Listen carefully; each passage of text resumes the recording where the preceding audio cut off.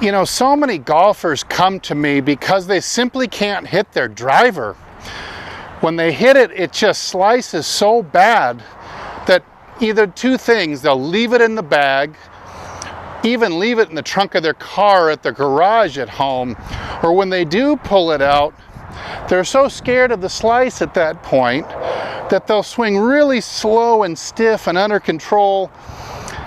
Might keep the ball in play, but they're really losing out on a ton of distance. I know you think you've heard it all before, but right after this, if you'll just give me a chance, I'm going to show you a 3-step slice fix. It's going to have you drawing the ball in 5 minutes or less. So stay tuned.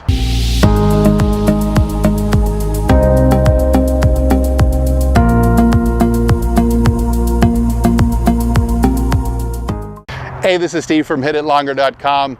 I'm on a journey to hit it longer and straighter off the tee, be longer and straighter down the fairway all the way to the green, and this includes no slices. So if you're on that journey too, I hope this video will earn a like, a subscribe, and maybe you'll leave a comment below. Also, feel free to connect on social media where you'll find a lot more great content. So if you've been slicing for a long time, I'm sure that you've tried lessons, you've tried a number of things, you've watched some YouTube videos. Let's boil it down, the slice that is, let's boil it down into its simplest component, and that is that the club face is simply open like this at the moment of impact. I know a lot of other teachers out there, they're going to do a lot of videos with you on path, but now we know that face of the club on a driver approaches about 85% of the influence on what direction a ball is going to start and kind of finish in, and path is only 15%. So if we can just take a few quick steps to correct the club face, it might just be enough for you to play the best golf of your life if you've been slicing for a while. It's also going to help you pick up some distance because that slice doesn't roll anywhere, it lands in the rough, it bounces sideways even. You know that drive I'm talking about. So let's see if I can boil a slice fix down to 3 easy steps, get you going on your way, hitting it straighter in 5 minutes or less. Here we go. Okay, step 1, you know, slicers that I've seen are all notorious weak grippers. What I mean by that, especially in the left hand, is that the thumb falls at 12 o'clock. It's just so common among slicers.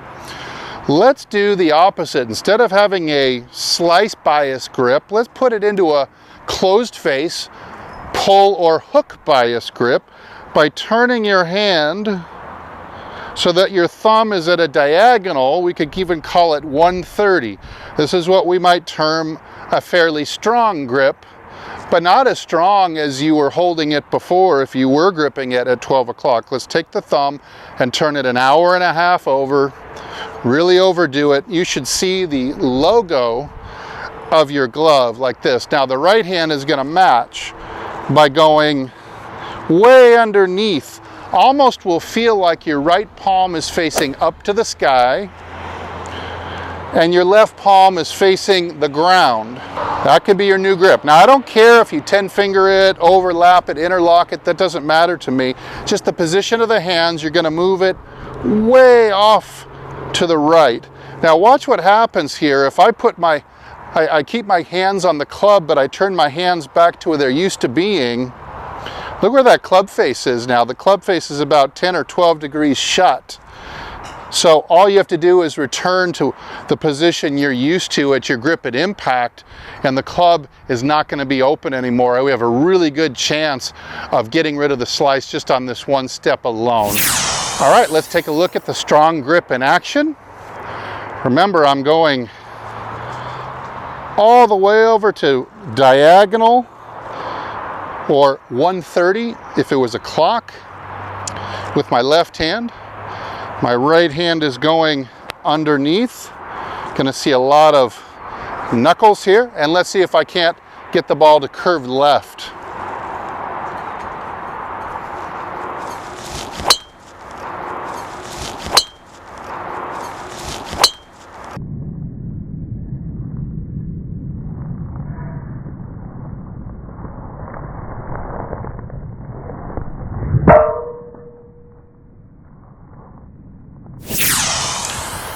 Hey, so being outside in doesn't necessarily make the ball slice.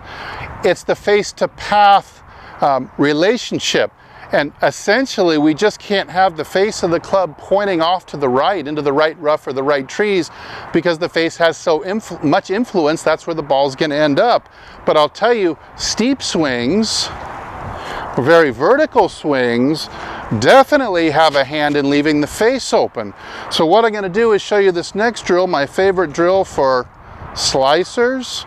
It's going to help bring your swing plane and lay it down a little bit. See, a club that's attacking from this angle is much more likely to seek to square itself this way, while a club that's coming down at this angle tends to want to kind of be left behind like this and leave the face open. So you see, I've just placed my bag in a strategic location at the corner of the mat. I have pulled out a shaft with the head cover on it, and that's going to give me a little guide to kind of swing underneath.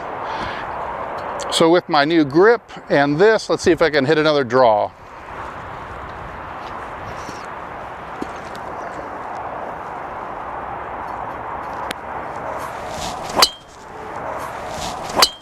Let's take a look at this one in slow motion. I want you to see how my club shaft is going to be at the halfway down mark, is really going to be laying down into a more of a diagonal position than a vertical position. That was really in response to the head cover and the shaft coming out. So now from this position, it becomes a lot easier to get the club squared up.